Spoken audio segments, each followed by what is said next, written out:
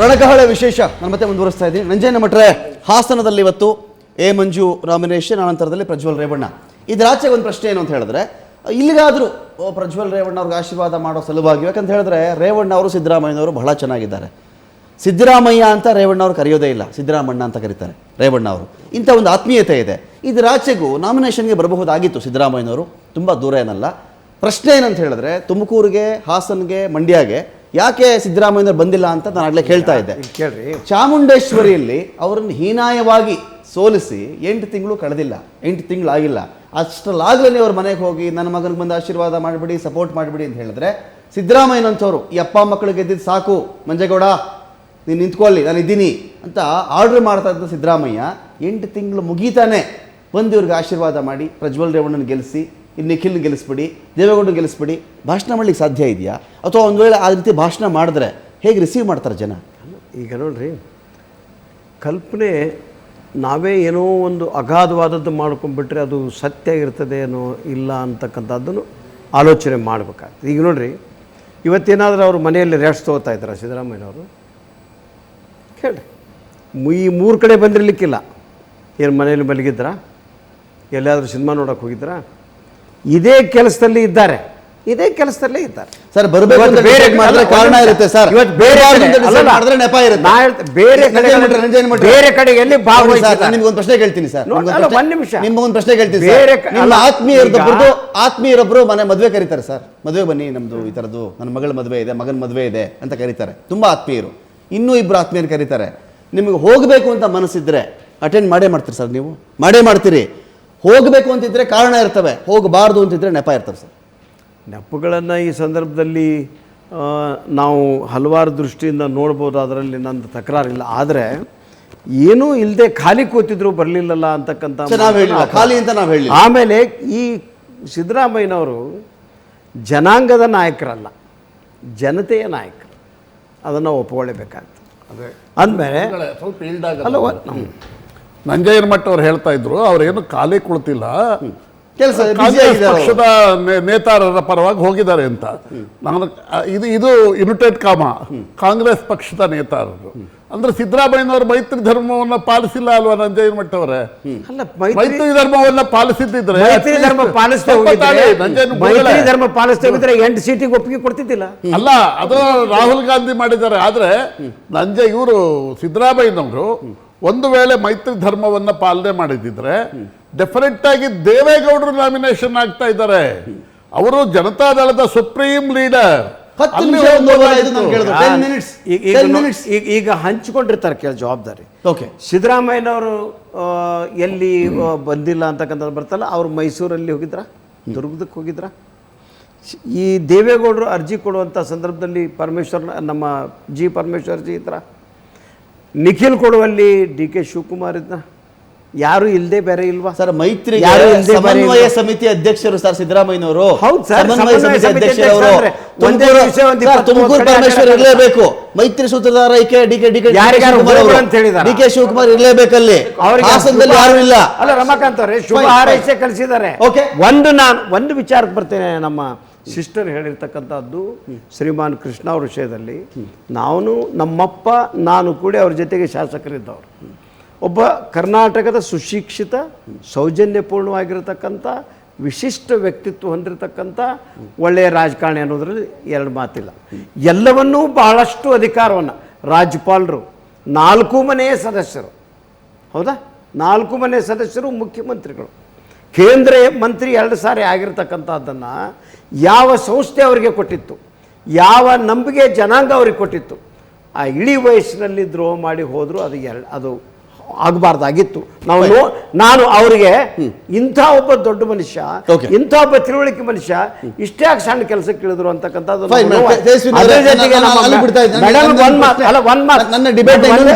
ನನ್ನ ಲಾಸ್ಟ್ ಮಾತು, ಕೃಷ್ಣ ಅವರು ಏನೂ ಇಲ್ದಾಗ ಭಾಳಷ್ಟು ಪ್ರಯತ್ನ ಮಾಡಿ ಅವ್ರನ್ನ ಕೈ ಹಿಡಿದು ಮೇಲೆತ್ತಿದವರು DK ಶಿವಕುಮಾರ್ ಅಂತಕ್ಕಂಥದ್ದನ್ನು ಇತಿಹಾಸ ಮರೆಯೋಕ್ಕಾಗೋದಿಲ್ಲ.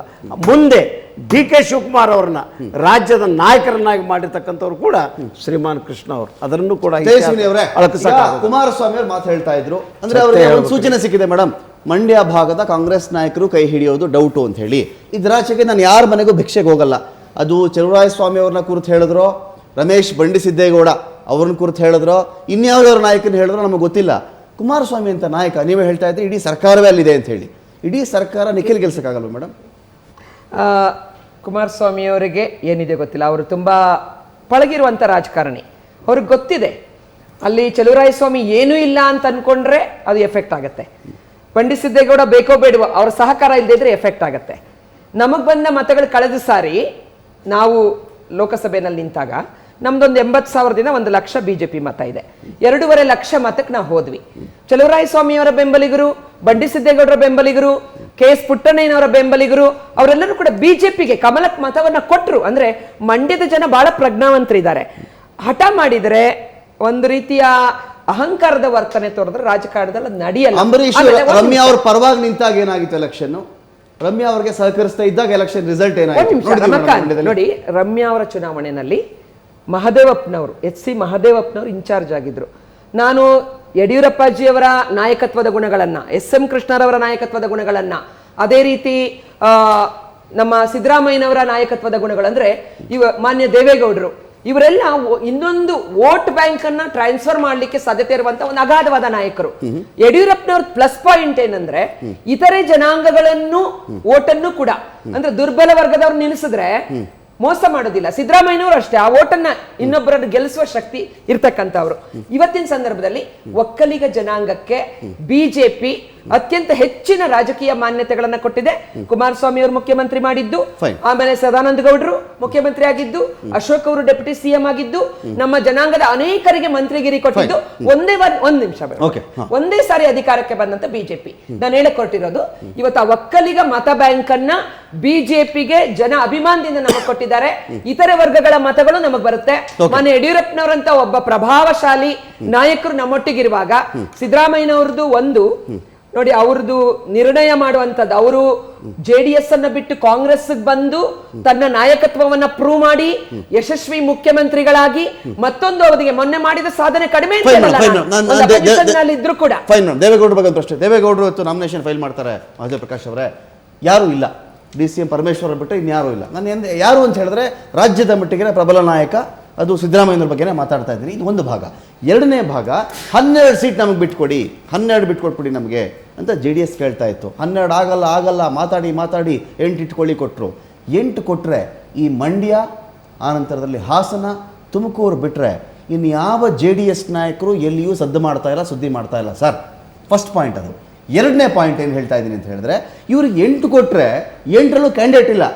ಬೆಂಗಳೂರು ಉತ್ತರ ತಗೊಳ್ಳಿ, ನೀವು ಇಟ್ಕೊಂಡ್ಬಿಡಿ ಹೋಗ್ಬಿಟ್ರು. ಅಂದ್ರೆ ಲಿಟ್ರಲಿ ಪರದಾಡ್ತಾ ಇದೆ JDS.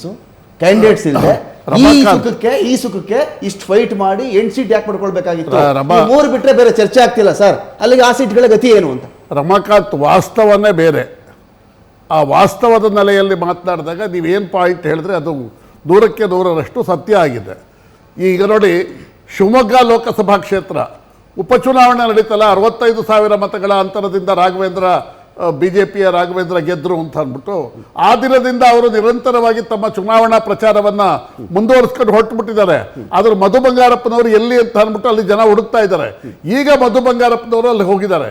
ಅಂದ್ರೆ ನಾ ಹೇಳೋದು ಒಂದು ನಿದರ್ಶನ ಏನು ಅಂತಂದ್ರೆ, ಮಧು ಬಂಗಾರಪ್ಪನವರು ಇನ್ನೇನು 6 ತಿಂಗಳಲ್ಲಿ ಲೋಕಸಭಾ ಚುನಾವಣೆ ಬರುತ್ತೆ, ಗೆಲ್ಲಲೇಬೇಕು ಅಂದ್ಬಿಟ್ಟು ಪಣ ತೊಟ್ಟು ಅವ್ರು ಹೋಗ್ಬೋದಾಗಿತ್ತು. ಹೋಗೋದಕ್ಕೆ ಸಾಧ್ಯ ಆಗಲಿಲ್ಲ. ಆ ದೃಷ್ಟಿಯಿಂದ ನನಗೇನನ್ಸುತ್ತೆ ಅಂತಂದ್ರೆ, ಈ ಒಟ್ಟು ಚುನಾವಣೆಯ ವ್ಯವಸ್ಥೆಯಲ್ಲಿ JDS ತನ್ನನ್ನು ತಾನು ಓವರ್ ಎಸ್ಟಿಮೇಟ್ ಮಾಡಿಕೊಳ್ತು. 12 ಲೋಕಸಭಾ ಕ್ಷೇತ್ರಗಳಲ್ಲಿ ಗೆಲ್ತೀನಿ ಅಂತ ಅಧಿಕಾರ ಇದ್ದಾಗ ಎಲ್ಲರೂ ಓವರ್ ಎಸ್ಟಿಮೇಟ್ ಮಾಡ್ಕೋಬಹುದು. ಆದ್ರೆ ವಾಸ್ತವಕ್ಕೆ ಬಂದಾಗ ಈ ಓವರ್ ಎಸ್ಟಿಮೇಟ್ 0 ಆಗ್ತಾ ಹೋಗುತ್ತೆ, ಅಂದ್ರೆ ಕೆಳಕ್ಕಿಳಿತಾ ಹೋಗುತ್ತೆ. ರಮಾಕಾಂತ್, ಒಂದು ಸತ್ಯ, ಆಗಲೇ ತೇಜಸ್ವಿನಿ ಅವರು ಮಂಡ್ಯ ಲೋಕಸಭಾ ಕ್ಷೇತ್ರದ ಇತಿಹಾಸವನ್ನು ಹೇಳಿದ್ರು.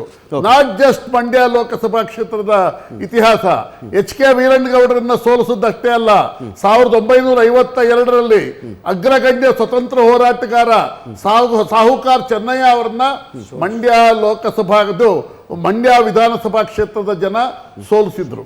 KV ಶಂಕರೇಗೌಡರನ್ನ 1983ರಲ್ಲಿ ಸೋಲಿಸಿದ್ರು.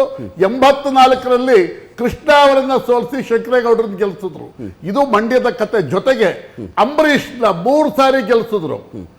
2008 ಅಲ್ಲಿ ಶ್ರೀರಂಗಪಟ್ಟಣದಲ್ಲಿ ಸೋಲಿಸಿದ್ರು, 2009 ಅಲ್ಲಿ ಮಂಡ್ಯ ಲೋಕಸಭಾ ಕ್ಷೇತ್ರದಲ್ಲಿ ಸೋಲಿಸಿದ್ರು. ಜೊತೆಗೆ ರಮಾಕಾಂತ್, ಫೈನ್ ಸೋಲಿಲ್ಲದ I will ಸರ್ದಾರ್ conclude. ಫೈನ್ ಸರ್ ಫೈನ್ ಹಾ ಜೊತೆಗೆ ಈ ಒಕ್ಕಲಿಗ ಮತ ಬ್ಯಾಂಕ್ ಅಲ್ಲಿ 1989ರಲ್ಲಿ 9 ಅನ್ನುವ ಸಂಖ್ಯೆಯ ಬಗ್ಗೆ ಈಗ ಪ್ರಸ್ತಾಪ ಆಗ್ತಾ ಇದೆ. Okay. 1989ರಲ್ಲಿ ದೇವೇಗೌಡರು ಕನಕಪುರದಲ್ಲೂ ಸೋತರು, Okay. ಸಾತ್ನೂರಲ್ಲೂ ಸೋತರು, ಇದು ಹೊಳೆನರಸೀಪುರದಲ್ಲೂ ಸೋತರು.